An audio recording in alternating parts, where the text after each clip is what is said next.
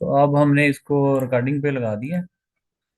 तो I think ये screen share हो रही है। एक दफा लास्ट टाइम मुझे बता दें, ओजोन नजर आ रहा है आपको? Yes sir. ओके। हम स्टार्ट कर रहे हैं। आज का हमारा जो टॉपिक है वो ओजोन है। और यहाँ पर आप ये देख रहे हैं कि एक शुरू में ही मैंने एक इमेज ऐड किया है कि जमीन जो है उसके इर्द गिर्द एक सर्कल सा है। ये आप इसको ऐसे कह सकते हैं कि कुछ सेब है और उसके ऊपर एक छिलका है। इतनी से भी बारीक लेयर होती है, ये ओजोन की होती है। और यहाँ देखिए सन है, सन से कुछ रेज आ रही हैं जमीन की तरफ। उनमें यूवी ए है, यूवी बी है, यूवी सी है। तो इनमें जो सबसे डेंजरस है ये यूवी सी है, जिसकी वेवलेंथ काफी ज्यादा शॉर्ट होती है। इसकी वेवलेंथ शॉर्ट है। और आप ये देख रही हैं, ये इसको रोक रहा है। ठीक है, इसको ये रोक रहा है और ये जमीन तक यूवी सी रेडिएशन नहीं पहुंच रही। यूवी ए तो काफी हद तक पहुंच जाती है, यूवी को भी काफी हद तक ये ब्लॉक कर लेता है। तो डायग्राम से साफ जाहिर है कि सूरज से जो रेज आ रही हैं उनमें से कुछ रेज जमीन तक पहुंचती हैं और कुछ रेज को ओजोन की जो लेयर है, ये जो ऊपर है, ये उसको क्या कर लेती है, ब्लॉक कर देती है। अब थोड़ा सा इंट्रोडक्शन पढ़ेंगे। इसका जो फार्मूला है वो हमारे पास O3 है।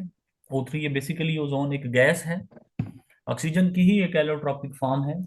और इसका जो बॉइलिंग पॉइंट है वो इंतहाई कम है। ठीक है, इसका लो बॉइलिंग पॉइंट है और बहुत ही थोड़ी मिकदार में ये एटमॉस्फेयर के अंदर प्रेजेंट है। और ये उसके बाद इसका जो, चूंकि बहुत थोड़ी मिकदार में प्रेजेंट है, तो हम इसका कोई खास यूनिट देंगे, वो डॉप्स्टन इसका यूनिट है। और 350 उसकी मिकदार है हमारे ऊपर। ये खास एक यूनिट है, जिस तरह हम काफी यूनिट इस्तेमाल करते हैं, लेंथ के यूनिट इस्तेमाल करते हैं। ठीक है, फुट इस्तेमाल कर लेते हैं, नैनोमीटर इस्तेमाल कर लेते हैं, किलोमीटर इस्तेमाल, ये इस तरह इसकी यूनिट है इसकी कंसंट्रेशन। और ये फिर है कहाँ पर? ये बेसिकली ट्रॉपिकल रीजन में फोटोकेमिकल रिएक्शन के नतीजे में ये बनती है। ठीक है, और वहां से फिर ये ट्रांसपोर्ट हो जाती है पोलर रीजन के अंदर। अब यहाँ पर ये सवाल पैदा होता है कि भाई ये ट्रॉपिकल रीजन क्या है और हमारे पास उसके बाद ये पोलर रीजन क्या है। देखिए, ये आपने इसकी डेप्थ के अंदर नहीं जाना, क्योंकि हमारी बुक में जितना लिखा है हम उतने लिखेंगे। एडिशनल इंफॉर्मेशन थोड़ी सी दे देता हूँ कि tropical region near to equator को बोलते हैं। अब इक्वेटर क्या है? वो एक इमेजिनरी लाइन है around earth's middle. Imaginary line around earth's middle, imaginary line खींची गई है। तो जो ट्रॉपिकल रीजन होते हैं वो इक्वेटर के पास, यानी कि अर्थ का जो मिडल है उसके पास होते हैं। और ये बहुत ज्यादा हॉट एरियाज होते हैं, यहाँ हाई, यहाँ काफी ज्यादा बारिश होती है। और जो पोलर रीजन होता है वो थोड़े ड्राई होते हैं, कोल्ड रीजन होते हैं, और वहाँ सनलाइट भी थोड़ी कम होती है। ठीक है, बाहर कैफ आपने ये चीजें याद नहीं रखनी। ठीक है, जस्ट आपने याद रखना है कि ट्रॉपिकल रीजन में फोटोकेमिकल रिएक्शन के नतीजे में बनती है। देखिए ना, फोटोकेमिकल रिएक्शन ऑफ ऑक्सीजन। ठीक है, अब फॉर्मेशन ऑफ ओजोन हमारे सिलेबस में नहीं है, उस तरफ भी हम नहीं जाएंगे। It's amount is very less since closer to equator. अब इक्वेटर रीजन कौन सा है वो मैं आपको ऑलरेडी बता चुका हूँ। Imaginary line around earth's middle. ठीक है, दूसरी हमारे पास स्लाइड है, वो है इफेक्ट ऑफ इन्वायरमेंट, कि भाई इन्वायरमेंट के ऊपर इसका क्या असर पड़ता है। सब बहुत बुरा असर पड़ता है, बहुत थोड़ी मिकदार में है। लेकिन वो थोड़ी मिकदार भी हमारे लिए सेफ नहीं है, उससे भी हमें काफी ज्यादा नुकसान हो सकता है। मसलन हमारी आईज को डैमेज कर सकता है, elasticity of lungs, coughing, attack on rubber. और पेंट जो है उसको फेड कर देगा, उसका जो कलर होगा उसे काफी ज्यादा फेड कर देगा।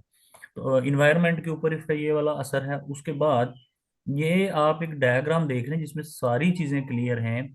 हम जो अर्थ है, अर्थ से जैसे जैसे हम ऊपर जाते हैं, तो हमारा रीजन कौन है जहां पर हम रहते हैं, जहां पर नाइट्रोजन ऑक्सीजन गैस की मिकदार काफी ज्यादा है? वो ट्रोपोस्फेयर है। हम ट्रोपोस्फेयर में रह रहे हैं। थोड़ा सा और ऊपर जाएंगे, 10 किलोमीटर से लेके 30 किलोमीटर तक ऊपर जाएंगे, अगला रीजन आ जाएगा स्ट्रेसोफेयर। तो ओजोन स्ट्रेसोफेयर के अंदर प्रेजेंट है।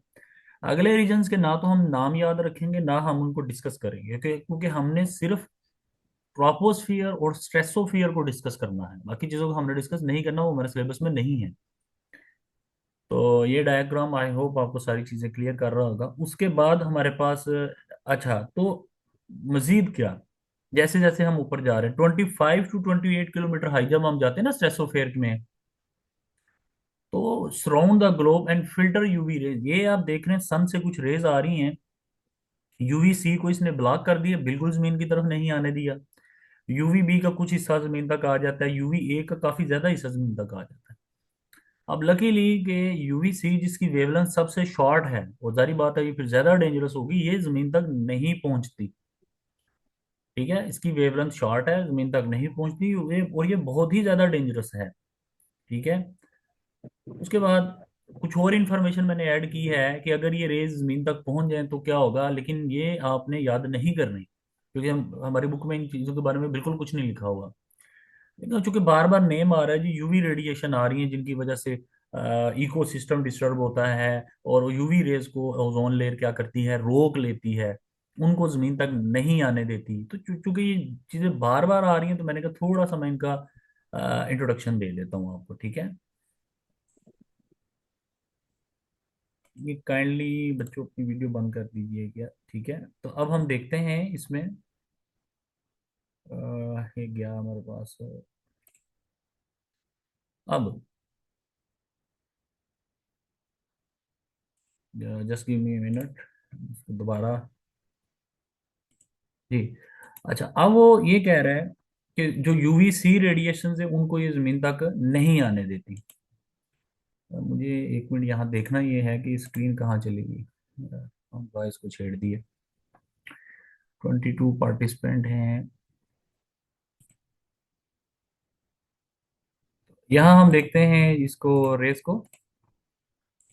तो ये देखें, अब यूवी ए रेडिएशन जो है वो अगर जमीन तक पहुंच जाती है, उनका काफी ज्यादा हिस्सा जमीन तक पहुंचता है, तो उसकी वजह से wrinkle, sun spots, premature ageing, skin cancer की डिजीजेस हो सकती हैं। यूवी बी जो है उसकी वजह से भी स्किन कैंसर हो सकता है। और यूवी सी जो बहुत डेंजरस है, लकीली जो ओजोन लेयर है वो इसको ब्लॉक कर लेती है और जमीन तक नहीं आने देती। बाहर का इसके आने के काफी ज्यादा नुकसान आते हैं, खासतौर पर अगर ये यूवीसी को आर्टिफिशियल सोर्स से जनरेट किया जाए, जैसे वेल्डिंग टॉर्च है, मर्करी लैंप्स वगैरह, यूवीसी सैनिटाइजर वगैरह से, तो ये और ज्यादा डेंजरस हो। तो ये वाली जो स्लाइड है, ये मैं चूंकि अब सारा डेटा आपके साथ शेयर करूंगा, ये स्लाइड आपको याद रखने की कोई जरूरत नहीं है। ये जस्ट एक समझ लें इंफॉर्मेशन के लिए है। नेक्स्ट जो हमारे सिलेबस में है वो है ओजोन होल। तो ये डायग्राम से बिल्कुल क्लियर हो रहा है कि यहाँ पर अगर आप देखें तो वो जो एक पूरी लेयर थी जमीन के इर्द गिर्द, उस उसमें कुछ थोड़ा सा एक होल हो चुका है, और वो वाली रेडिएशन जो पहले अर्थ तक नहीं पहुंचती थी, वो भी अर्थ तक का पहुंचना शुरू हो गई है, और जाहिर बात है उनका बहुत ज्यादा नुकसान होगा। तो ये 1980 में और अंटार्कटिक में इसको डिस्कवर किया गया था, और the reason in which ozone deplete substantially in every year during September to November, उसे ओजोन होल का नेम दिया गया है। ठीक है। और अभी की जो इंफॉर्मेशन है कि बाय द मिड 1980 1980 तक loss in ozone at some altitude over Antarctica resulted in about 50% depletion of the total overhead amount. ये भी एक मजीद एक इंफॉर्मेशन है। ये डायग्राम से बाकी सारी चीजें क्लियर हो रही हैं कि यहाँ पे एक होल हो चुका है, और वो रेडिएशन जो पहले अर्थ तक नहीं पहुंचती थी वो भी अब आना शुरू हो गई है। Temperature variation.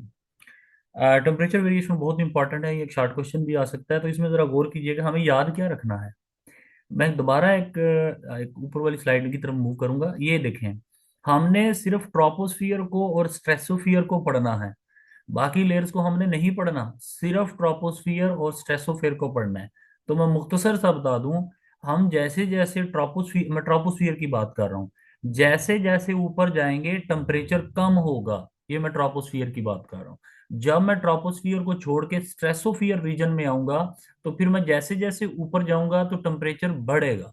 ट्रोपोस्फियर में क्या है, ऊपर जाने से टेम्परेचर कम होता है, और स्ट्रेसोफियर में क्या होता है, ऊपर जाने से टेम्परेचर बढ़ता है। सिंपल। तो हम दोबारा उसको पढ़ते हैं, ये देखिएगा। ओजोन कहाँ होती है, स्ट्रेटोस्फेयर में, और अप्रोक्सीमेटली 15 to 40 किलोमीटर ऊपर होती है वो। तो temperature decrease with increase in altitude in troposphere. ये देखें, ट्रोपोस्फियर में टेम्परेचर डिक्रीज होता है 15 to -50 से, लेकिन जब हम ट्रोपोस्फियर को छोड़ के हम स्ट्रेसोफियर में आते हैं, तो फिर ऊपर जाने से टेम्परेचर बढ़ता है। ठीक है, तो जो बुक पे लिखा हुआ है मैं एक दफा उसको भी पढ़ देता हूँ कि stratosphere where ozone layer exist in atmosphere is approximately 15 to 40 kilometre above, just above the troposphere. ठीक है, और आगे ये कह रहा है temperature in troposphere decrease with increase in altitude. तो जैसे जैसे हम ऊपर जाते हैं ट्रोपोस्फियर में, तो ऊपर जाने से टेम्परेचर क्या होता है, कम होता है। लेकिन स्ट्रेसोफियर में इसका उल्ट होता है कि जैसे जैसे हम नीचे से ऊपर की तरफ जाते हैं तो टेम्परेचर क्या होता है, बढ़ता है। तो temperature increase with altitude increase in stratosphere. इसको मैंने बड़ा शॉर्ट करके ना और प्रिसाइज करके लिखा है, बुक पे काफी ज्यादा उसने लिखा है, कोई समझ नहीं आती कि वो क्या कहना चाहता है। ठीक है, तो यहाँ से आपको ये चीजें क्लियर हो जाएंगी। ठीक है। अच्छा, इसकी वो इसने एक रीजन भी दी हुई है। रीजन वो ये कहता है कि क्यों ट्रोपोस्फियर में क्यों ऊपर जाने से टेम्परेचर डिक्रीज होता है। वो कहता है it is because air near the earth is heated bye radiation री एमिटेड फ्रॉम द अर्थ। ठीक है, ये भी एक आपको शॉर्ट क्वेश्चन बन जाएगा। अब अगला सवाल ये है कि ये जो ओजोन का होल उसने बताया है कि ओजोन में एक होल हो चुका है, और अब ये कह रहा है उसकी रीजन क्या है, किस वजह से वो होल हुआ है।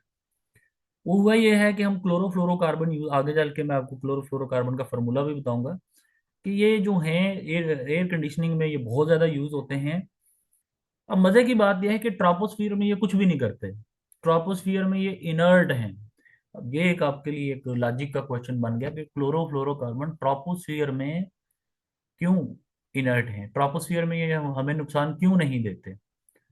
आंसर तो इसका अभी मैंने आपको दे ही दिया है कि असल में ट्रोपोस्फियर में जहां हम रहते हैं यूवीसी रेडिएशन नहीं पहुंच पाती, जिनकी वेवलेंथ शॉर्ट है और जिनके अंदर एनर्जी ज्यादा है, इस वजह से ये इनर्ट हैं। लेकिन ये कुछ ऐसा होता है कि ये डिफ्यूज कर जाते हैं स्ट्रेसोफियर में। जब ये स्ट्रेसोफियर में चले जाते हैं तो chlorofluorocarbon through various chemical reaction ये क्लोरीन फ्री रेडिकल जनरेट करते हैं। मैं ये क्लोरीन के ऊपर एक डॉट लगाना भूल गया। हाँ, तो इसके ऊपर एक डॉट होता है तो फ्री रेडिकल है। वो फिर क्या करते हैं, वो ओजोन लेयर को डिस्ट्रॉय करते हैं। अब ये 2 नंबर का शॉर्ट क्वेश्चन है। ये रिएक्शंस ये आप देख रहे हैं कि क्लोरोफ्लोरोकार्बन जब ट्रोपोस्फियर को छोड़ के स्ट्रेटोस्फियर में जाते हैं तो वहाँ यूवी रेडिएशंस काफी ज्यादा होती हैं, और वहां पर कुछ ऐसा रिएक्शन होता है कि क्लोरीन फ्री रेडिकल जनरेट होता है। आप काइंडली यहाँ पे एक डॉट लगा दीजिएगा। तो क्लोरीन फ्री रेडिकल जाके ओजोन के मॉलिक्यूल के साथ रिएक्शन करता है यूवी रेज की मौजूदगी में, और दोबारा फिर ClO रेडिकल जनरेट होता है, ये दोबारा ओजोन के साथ रिएक्ट करता है, जिसके नतीजे में chlorine free radical again generate होता है। तो ये इस रिएक्शन के नतीजे में क्लोरीन फ्री रेडिकल जनरेट होता रहेगा, और एक chlorine free radical 10,000 ozone molecule को क्या करता है, ब्रेक कर देता है। तो सोल्यूशन क्या है इसका फिर, ओजोन लेयर अगर डिप्लेट कर जाती है वो, तो मैं बाद में आपको बताऊंगा कि फिर होगा क्या, इसका नुकसान क्या होगा। असल में अभी तो ये है कि हमें इसको स्टॉप करना चाहिए। तो स्टॉप कैसे होगा, हमें we must eliminate the use of ozone depleting chemistry, chlorofluorocarbon को हमें यूज नहीं करना चाहिए। अदरवाइज अगर हम ऐसा नहीं करते तो क्या होगा। अदरवाइज भी मसला तो ये है कि फिर क्लोरीन और ब्रोमीन के जो रेडिकल हैं वो बनते जाएंगे और release in atmosphere, they rise to stratosphere, वो ट्रोपोस्फेयर को छोड़ के स्ट्रेटोस्फेयर में चले जाएंगे, वहाँ यूवी रेडिएशन उनको ब्रेक करके जनाब उस क्लोरीन या ब्रोमीन फ्री रेडिकल जनरेट होगा जो डिस्ट्रॉय कर देगा ओजोन होल, और फिर वो रेडिएशन जो इससे पहले अर्थ तक नहीं पहुंची वो जमीन पर पहुंचना शुरू कर देंगी, और हमारे इकोसिस्टम को काफी ज्यादा डिस्टर्ब करेंगी, जिसकी वजह से काफी हेल्थ और इन्वायरमेंटल इश्यूज हो सकते हैं। तो ये बच्चों हमारा आज का लेक्चर था। ठीक है, तो किसी भी किस्म का आपको इसमें कोई क्वेश्चन है तो आप मुझसे पूछ सकते हैं। आई थिंक CR ने अटेंडेंस लगा दी, अगर अटेंडेंस लग गई तो आप लोग ये क्लास को लीव कर सकते हैं।